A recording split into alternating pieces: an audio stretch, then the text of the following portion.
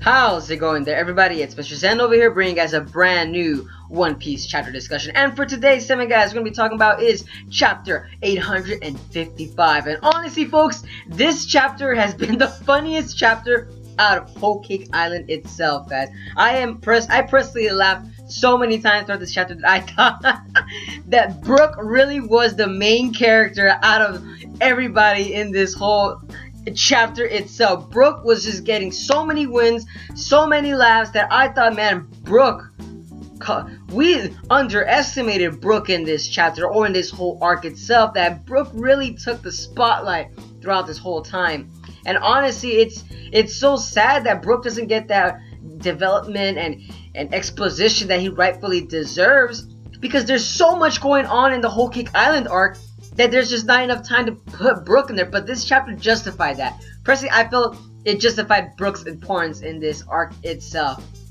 I have to say, we gotta give a round of applause to Brook itself, man. Oh man, chapter was intensely funny as heck. Now, the chapter did begin with from the previous chapter back in chapter 854, where Sanji started heading towards Luffy, and of course Bobbin was trying to eat a piece of Luffy's lunchbox, and of course Sanji kicks Bobbin right against the wall, and of course Sanji leaves. Now the chapter picks up right there, and then from right there you literally see Bobbin get up, and of course he has that little, you could say, like his personality quirk of some sort, or his head is constantly moving, kind of like a bobblehead.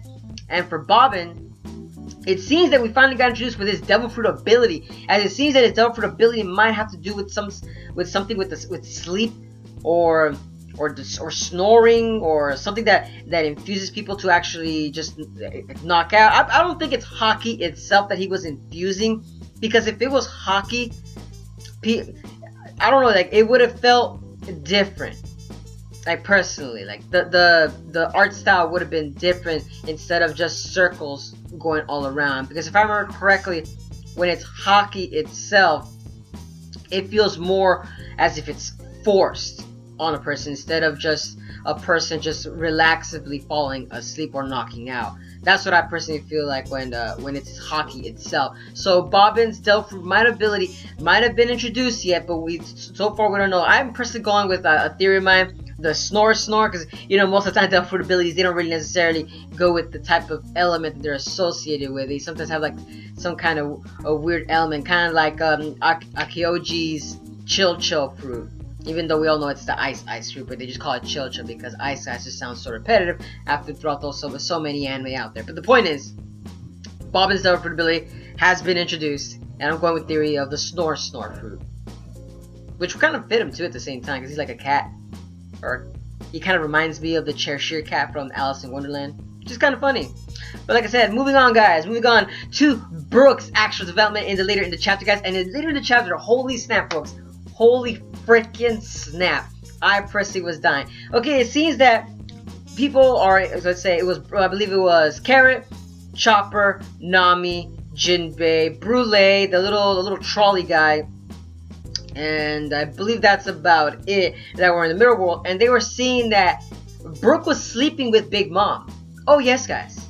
Brook was definitely sleeping with Big Mom. Not sexually, of course, but you guys know what I mean. But the point is, Brook, he is so relaxed around Big Mom. It just goes to show that Brook knows he's not in danger. That's the funny thing about it, folks, is the fact that Brook likes to take a very serious moment in the One Piece chapter itself, and just likes to makes it very comical in a sense. And that's the thing I like about Brook, because we literally see in the chapter that Brook is sleeping with Big Mom, and Big Mom has Prometheus, Zeus, and I believe it was Napoleon. So she had the three homies protecting her. That it was very intense in that chapter, because there's a fly that was flying around. Of course, Chopper and all them are saying, like, no, we gotta save Brook. Oh my god. So they see a fly, and you literally see in the chapter Prometheus, Zeus, and freaking Napoleon just attack that single fly that was in the bedroom itself. And we also got to see what Napoleon's powers may be. It seems that it's a sword in a hat. So it kind of reminds me of Harry Potter with the with the Gryffindor sword. I'm assuming that's what Oda's trying to reference right there. That'd be pretty interesting. But the point is, throughout the chapter, we literally see that, you know, of course, that Brook, Nami, and all of them, they all were trying to think about a device to actually save Brook himself. And Brook is just, you know, relaxing around, just being nonchalant, sleeping with Big Mom. He doesn't know what the heck is going on, and the whole One Piece crew right there, and they're just thinking about how are we gonna get him out. So here's the thing that made it so hilarious. Every single one of them single-handedly tried to go rescue Brook himself. Now, granted, they all had a plan that they devised, and that was they actually created like a makeshift, like you could say, Brook doll itself that they found in the kitchen pantry, or I believe it was the detention room, one of the two. And they were, and they literally had to go up to Big Mom in her bedroom, and they had to literally try to at least like exchange it, kind of like a, you could say, a national treasure kind of skit going around there. But the point is, you're moving on. Chopper goes first. He's sneakily going through there, and the minute he's inside, he sneezes. Yes, folks, he sneezes. I dive because I'm just like, what the heck, you know? Chopper, you're so cautiously all the time. How did you mess up? So he scurries back because of course Prometheus, Zeus, and Napoleon attack whatever flies around in there. And the fly pun is apparently going on through the gag throughout the chapter because of the fact that, you know, the Straw Hat crew, they're literally seen as a fly in Big Mom's eyes. That's why they're kind of being said, which I thought that was very, very symbolic in a sense right there. That Big Mom doesn't really necessarily see these people as a threat. That's why her guard really isn't as up as it really needs to be in like the Gurma 66, where her guard needs to be up whenever she's around the Gurma 66, because, you know, these people are more dangerous than what they appear. It's very interesting to see how Big Mom actually treats the, you could say, respected people around her. You know, you could say that. But the point is, moving on, we then see, of course, Pedro tries it. Pedro fails, as Big Mom is just shifting it around, so Pedro couldn't even get close. Carrot tries. Carrot got the closest, but then, of course, you know, you can say the snoring bubble got in the way, and so she had to run, and it popped. So then I believe it was Zeus was like unconsciously trying to attack Carrot while she was running back to the mirror. And of course, then we got Nami. Nami's the one that actually succeeded, but she succeeded by pure accident due to the fact that because she actually was the one to able to wake up Brook. Brook was the one that actually screamed out loud and woke Big Mom up. That was so freaking hilarious because Brook was scared of the makeshift doll that he saw. And it's hilarious because, you know, he's seen everything already. How could he be scared? He fought Big Mom. Nothing scarier than fighting a Yonko, and yet Brook got scared witlessly. That I personally thought, like I said, that whole entire bedroom scene was just freaking hilarious. Oh my god.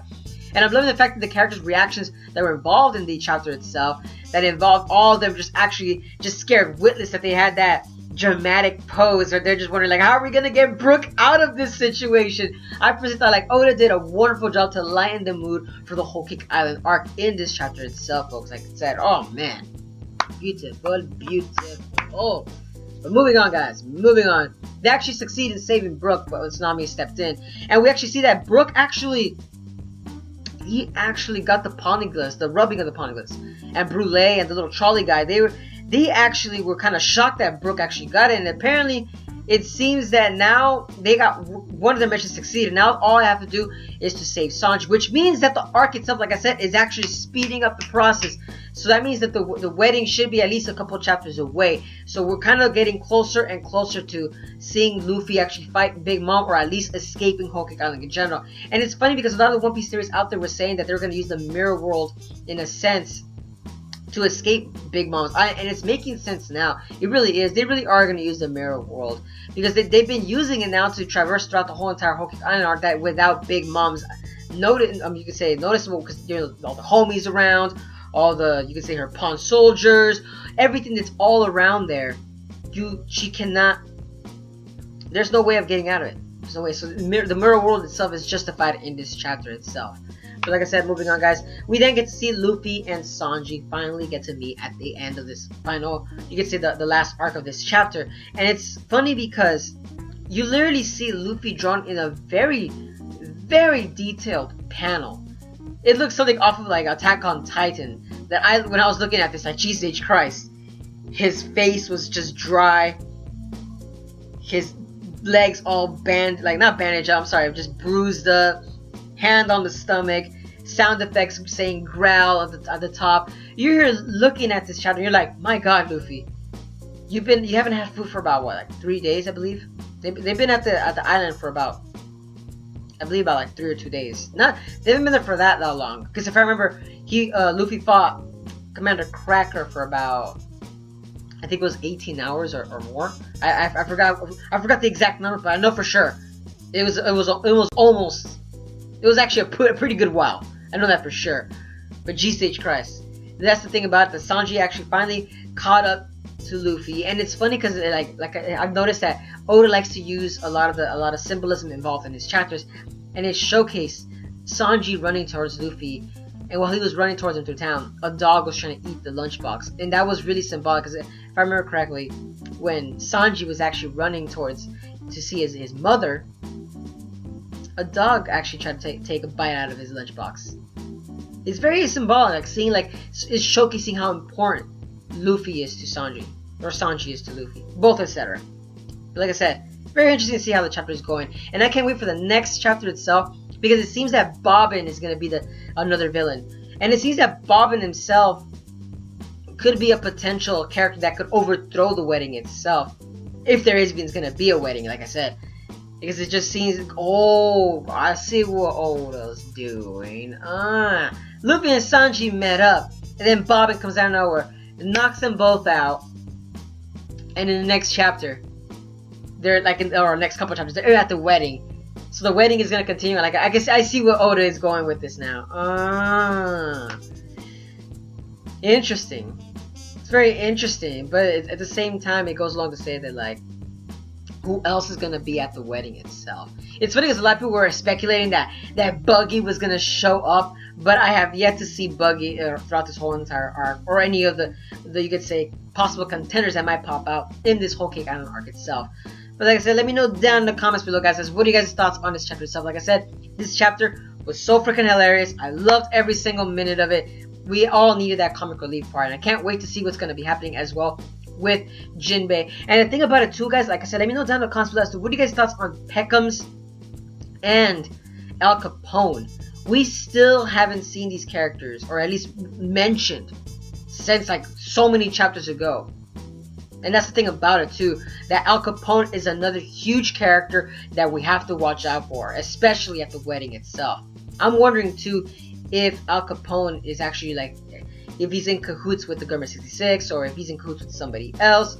We don't know that for sure, because it's gonna be like a mafia style where somebody's gonna betray somebody at the wedding ceremony.